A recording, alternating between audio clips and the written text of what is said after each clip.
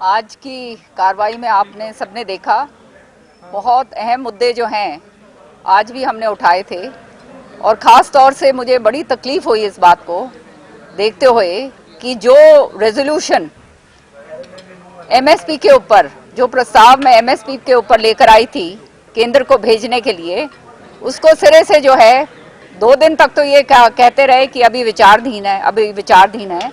लेकिन आज जब हमने उसका वो पूछा कि ये कब लगेगा तो ये कह दिया गया सिरे से उठा के कि ये निरस्त कर दिया गया। कोई उसका ये जवाब नहीं दिया कि क्यों निरस्त कर रहे हैं। आज सदन में ही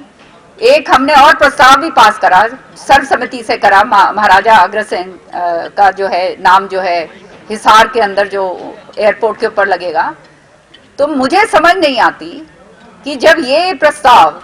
कम से कम 12-13 दिन पहले जब मैं दे चुकी हूँ और ये किसानों से संबंधित रखता है, और खास तौर से जब 3 काले कानून वापस हो गए और ये 3 काले कानून वापस केंद्र ने करे हैं, और उस समय जब हमारी विधानसभा ने एक प्रस्ताव भेजा था धन्यवाद करके, जिसके ऊपर जो है आज तक जो है हम किसानों के सामने अपना मुंह दिखाने लायक की विधानसभा नहीं रही, तो उसको धोने के लिए एमएसपी के ऊपर एक प्रस्ताव मैं लेकर आई थी कि क्यों ना हम सिफारिश करें केंद्र को कि आप जो है एमएसपी का कानून बनाएं। ये हमारे विधानसभा के इख्तियार के अंदर है और ये आज होना चाहिए था। ये स्पष्ट दर्शाता है कि ये सारे जो 3 काले कानून वापस लिए गए हैं, ये खाली एक खाना पूर्ति करी गई है, क्योंकि अगर सरकार की अगर मंशा साफ होती तो इसके अंदर तो कोई परेशानी नहीं होनी चाहिए थी कि हम केंद्र को जो है सिफारिश कर भेजें कि आप एमएसपी का जो है कानून जल्द से जल्द बनाएं, और जो भी लोग एमएसपी से नीचे किसानों की उपज को खरीदते हैं उनके खिलाफ कार्रवाई करी जाए। लेकिन इस सरकार ने सिरे से जो है इस प्रस्ताव को जो है नकार दिया और खत्म कर दिया। इसका मतलब केवल और केवल एक है कि हरियाणा सरकार जो है, बीजेपी की सरकार, ये पूरी तरह से किसान विरोधी है। कहने के लिए कहते हैं कि 2022 तक हम आय दुगनी करेंगे, लेकिन आप जानते हैं दुगनी की तो बात छोड़िए, आज जो है किसान धरती पुत्र का जो बुरा हाल हो रहा है वो जो है उसके सामने नतीजे सामने आ रहे हैं। लेकिन ये लोग खाली जुमलों के अलावा और बहकावे के अलावा और कुछ किसान को देने वाले नहीं। इसके साथ ही जुड़े हुए एक और मसला कॉलिंग अटेंशन मोशन के जरिए भी मैं लेकर आई, जो खाद का यूरिया और डीएपी की जो है किल्लत के ऊपर। और मुझे हैरानगी हुई कि एक चुने हुए नुमाइंदे मंत्री इस तरह से विधानसभा के अंदर खड़े होकर सारे खुलेआम ये बात कहते हैं कि कोई कमी नहीं, और पूरा पर्दा डालने की कोशिश करते हैं कि डीएपी की और यूरिया की कोई कमी नहीं।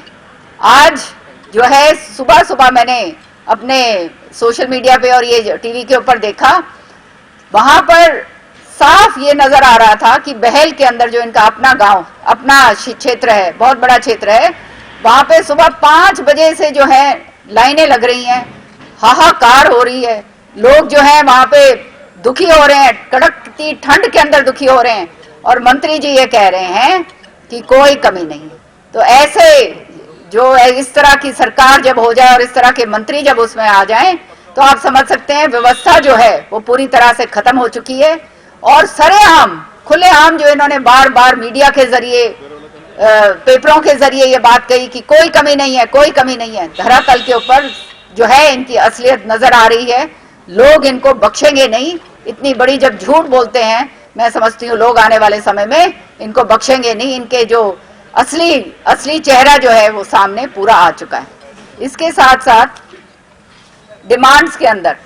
जो है पर्यावरण, आप जानते हैं एक बहुत अहम मसला है, और आज जो है आप एनसीआर में आप देख रहे हैं कितना बुरा हाल हो रहा है। भगवान की कृपा से यहाँ तो थोड़ा ठीक है काम, लेकिन ये इसके ऊपर एक पत्र मैंने माननीय मुख्यमंत्री जी को 2 दिसंबर में को लिखा था, उसका कोई जवाब मेरे को नहीं आया। तो आज ये डिमांड्स के दौरान वो पत्र जो है, जो ये अरावली क्षेत्र को बचाने का और जो ये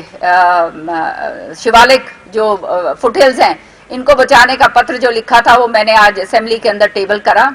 इसके अंदर बड़ा स्पष्ट है कि जो कांत एनक्लेव का जो डिमोलिशन हुआ और जो सुप्रीम कोर्ट ने जो ऑर्डर दिया उसके अंदर जो हमारी सरकार ने जो एफिडेविट उसके अंदर दर्ज करा है वो फॉरेस्ट कवर को खत्म कर, एक तरह से बैकडोर से फॉरेस्ट कवर को और खत्म करने की चेष्टा है। तो मैंने उसमें ये आग्रह करा था कि आप ये दोबारा से इसको रिविजिट करो और ये एफिडेविट जो है सही तरीके से दिया जाए ताकि ये जो लैंड शार्क्स हैं और जो ये कॉलोनाइजर्स हैं ये सारे के सारे जो हैं ये हमारा पर्यावरण जो है जिस तरह से ये खत्म हो रहा है उसको हम बचा पाएं, वो आज जो है पूरा का। और ये पहले ही फॉरेस्ट कवर जो हरियाणा के अंदर है वो कम है और इस तरह से अगर चलता रहा तो आने वाले समय के अंदर कुछ भी नहीं रहेगा और ये इसका नुकसान जो है हमारे को तो हो ही रहा है, आने वाली पीढ़ियों के लिए कुछ नहीं रहेगा। तो वो वाली चिट्ठी भी जो है आज मैंने फ्लोर ऑफ द हाउस पे टेबल करी है। अब देखेंगे अगले सेशन तक कुछ जवाब आता है या नहीं। धन्यवाद।